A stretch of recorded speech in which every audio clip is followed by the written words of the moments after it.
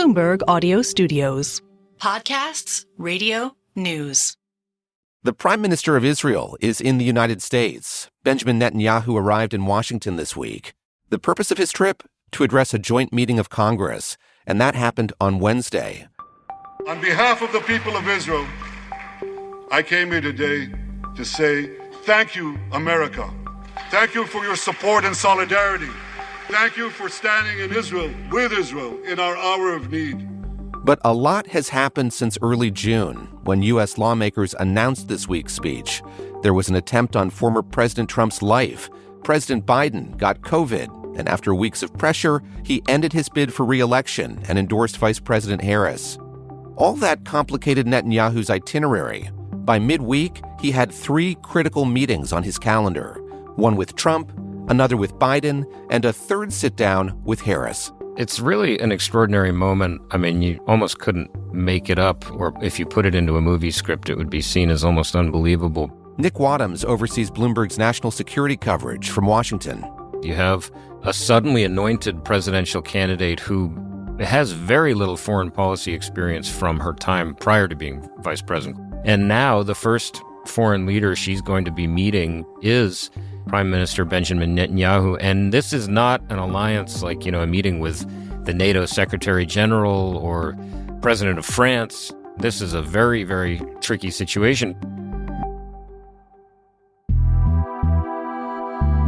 Today on the show, a visit from Prime Minister Netanyahu falls in the middle of an unprecedented moment in American political history, with implications for Israel's war with Hamas and for U.S. foreign policy as President Biden passes the baton to his vice president. This is the Big Take DC podcast from Bloomberg News. I'm David Gura.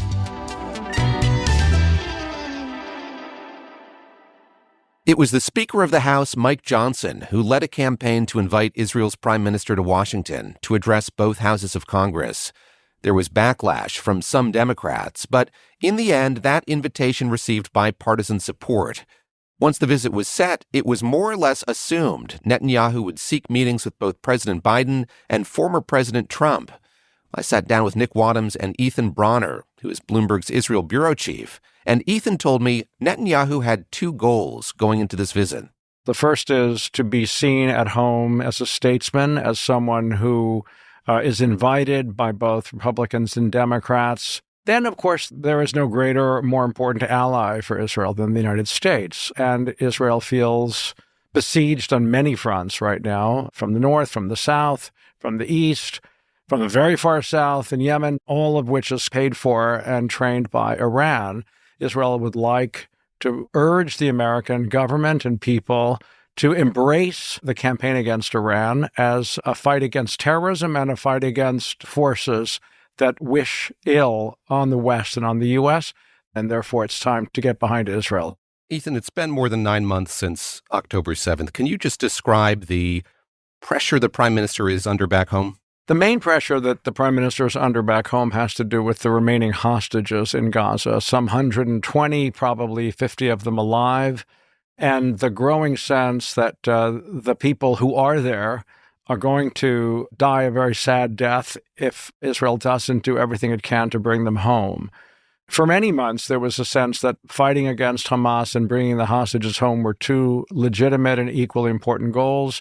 But polls show that when people are asked about what's really important to them, bringing the hostages home comes out first. So that's the broad public pressure. Then within his coalition, he has a very right-wing religious coalition. Those to his far right do not want him to make a deal, do not want anything to be granted to Hamas in a return deal or freeing of Palestinian prisoners. So he's trying to thread the needle of accepting the importance of bringing hostages home without threatening his own coalition.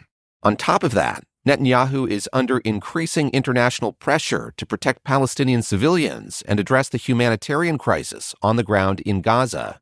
So all that complexity was there, but the prospect of Netanyahu meeting with both Biden and Trump made the visit even thornier. Nick, can you describe just how complicated the dynamics of this visit are? He was invited by Congress. It was not an invitation from President Biden. It's very complicated for the president. I mean, this is a president who deep in his bones believes that the U.S. should be a steadfast and unwavering ally of Israel. After the October 7th attack, he went to Israel and gave Prime Minister Netanyahu a literal bear hug to underscore just how closely he believes that alliance should remain. But at the same time, Biden has been repeatedly undermined by the Israeli government in his effort to get this ceasefire, to get it done. He came out at one point and said, we have a deal that is essentially on the table, and framed it as something that had the support of Israel, and just it was a matter of details. The prime minister made clear he did not see eye to eye with Biden, and there's been a lot of frustration within the administration.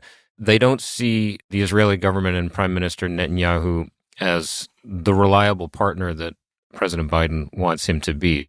Ethan, what explains the undermining that Nick's describing? Why the deterioration of that relationship between these two leaders? You know, they've always gotten along personally. Biden and Netanyahu have known each other for 4 decades, but they've actually never particularly agreed on policy. I mean, Biden is far more liberal than Netanyahu. Netanyahu briefly embraced the idea of a Palestinian state between maybe 2009 and 2011, but he never really bought into it, and he's now a firm opponent of it. From Biden's perspective, there is no way Israel can be at peace and secure without a Palestinian state. So there's a very big difference right there. You also have this dichotomy between how most Israelis see what happened on October 7th and subsequently, and how much or most of the world does. So for Israel, there was a sense that they had built this state in order to be secure in their own Jewish state, and now people on their border were coming over and slaughtering them. And they came to the conclusion that those around them really want them dead. And they continue to feel that every day. It's October 7th, pretty much every day in Israel. And the rest of the world has seen nearly 40,000 Palestinians killed in the Gaza Strip and says, it's really time to stop this. There's a lot of suffering going on there. And while President Biden did embrace Israel and come to its aid, as Nick said, very powerfully in the beginning of the war, he has waned on that, partly, I think, from his own beliefs, but also partly there are political problems in the United States. He's got young Democrats and Arab Americans and Muslim Americans who are horrified by what's been happening in Gaza, and that's causing a serious electoral challenge to the Democratic Party. How about the relationship between Netanyahu and former President Trump? What do we know of the dynamics of that relationship?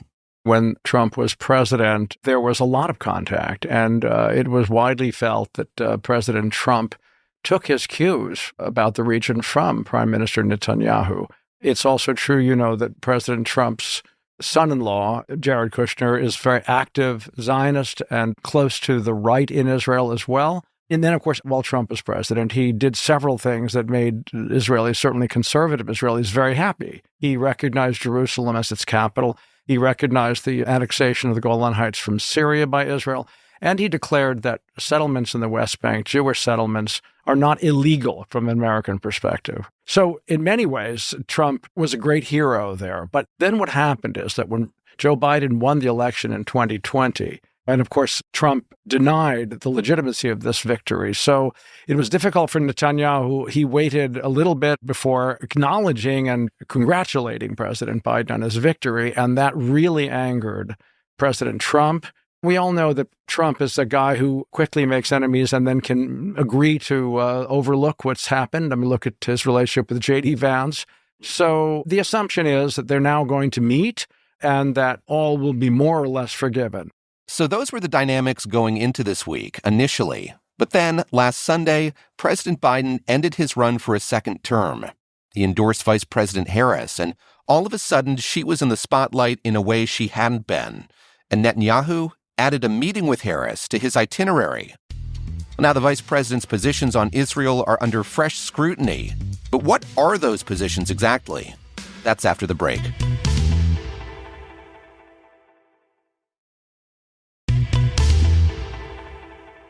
Nick, when the prime minister sits down with Vice President Harris, presumptive nominee for the Democratic Party for president, the substance, of course, is important, but so is the presentation, the whole thing. Talk about the importance of this meeting from a purely political standpoint.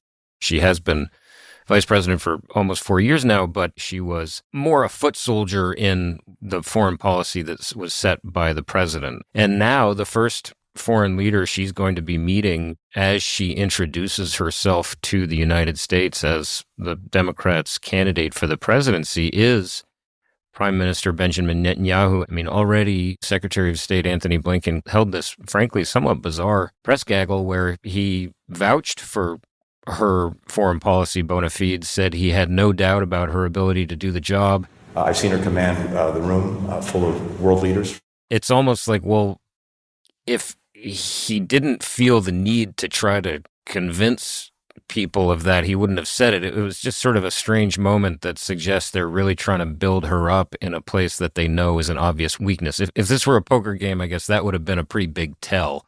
Ethan, I was able to find a photograph of then Senator Kamala Harris standing next to Prime Minister Netanyahu, I think back in 2017. Any insight you can give us into what kind of relationship, if any, these two leaders have? I'm unaware there any deep relationship, but they've met on a half a dozen occasions. I mean, I do believe that the vice president was on the line for the 20 or so conversations that President Biden has had with Netanyahu over these months of the war. I think that Kamala Harris has a deep belief in the legitimacy of Israel. There is no disagreement about that, but she's more worried about the Palestinians who are undergoing bombing and difficult conditions, including hunger. Then it's sort of this geostrategic question, or at least that's where she's placed her attention. I think the question is, if she were to be elected and she then faced the bigger strategic question of what do you do about Iran, and whether she would agree that Iran is the big problem that Israel says, then what to do about that. This is something she addressed in broad strokes during a major foreign policy speech she delivered in February at the Munich Security Conference. Israel then had a right to defend itself. We would. We would. And how it does so matters. We have also been clear that far too many innocent Palestinians have been killed, that Israel must do better. Ethan, how are you watching this play out? Prime Minister Netanyahu having to really balance two outcomes, of course. Vice President Harris, should she be the nominee, she could be the next president. Former President Trump could go to the White House once again. How is he navigating those two potential outcomes? Historically, I mean, at least for many decades, there has been a relatively bipartisan consensus about Israel, that it was an important ally. Now, as Israel moved to the right and the American electorate has moved to the left, that has been strained, particularly in the Democratic Party. But I think that we see with the Biden administration how it's basically embraced Israel's desire to defend itself and to destroy Hamas, with caveats, of course, and disagreements. In Congress on Wednesday, Netanyahu spoke for nearly an hour, condemning protesters and urging America to side with Israel in its fight against Iran. America and Israel today can forge a security alliance in the Middle East to counter the growing Iranian threat. We are your agent in this region. We may have minor disagreements about things, Palestinian state, this and that, but let us look at the big picture. We have a lot in common and a long history of shared values. As for President Biden, when he addressed the nation on Wednesday night about his decision to drop out of the race, he said he wants to make the most of his remaining time in office. And I'm going to keep working to end the war in Gaza, bring home all the hostages, and bring peace and security to the Middle East and end this war. The question is what his lame duck status means for Israel and its willingness to commit to a deal. Would they gamble on the idea of waiting for President Trump, knowing that Donald Trump is much more sympathetic to Israel? J.D. Vance said that Israel should be allowed to essentially finish the job. So there may be some benefit to waiting, but there may also be some disadvantage if Kamala Harris wins the presidency. So there's a calculation there that Israel will have to make, and there's also a calculation that the U.S. will have to make. We are getting some hints right now from the administration that President Biden, like presidents before him, has the desire to take a big swing at one of the most intractable foreign policy problems in the world with the remaining time he has left to cement his legacy and do something that he believes would make a profound impact, and that is bring peace, or a ceasefire at least, between Israel and Hamas. A ceasefire is something very much that the administration wants to achieve, not only because they believe in it on the merits, but because as college gets back underway in the fall, if you see a return of those protests on college campuses, pro-Palestinian protesters, there are folks in the administration who believe that puts Kamala Harris in serious political jeopardy. You can bet that whatever happens, the administration will seek to show that Kamala Harris is in the thick of this thing. So one of the goals that President Biden will have will be to use some sort of deal, whatever deal they can get, as something that they can show the Biden-Harris administration achieved, and that will be something that would argue for voters to turn out in her favor in November. And I think for President Biden, who considers himself really a foreign policy expert his whole life, if he can actually drive a deal and there is movement toward a normalization agreement between Israel and the Saudis, I think that would be, for him, one of the most important ways to end his career. Ethan and Nick, thank you very much.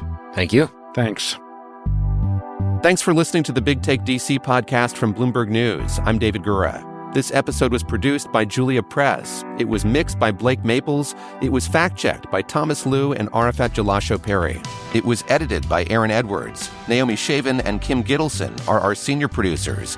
We get editorial direction from Wendy Benjaminson and Elizabeth Ponso. Nicole Beamsterboer is our executive producer. Sage Bauman is Bloomberg's head of podcasts. Please follow and review the Big Take DC wherever you listen to podcasts. It helps new listeners find the show.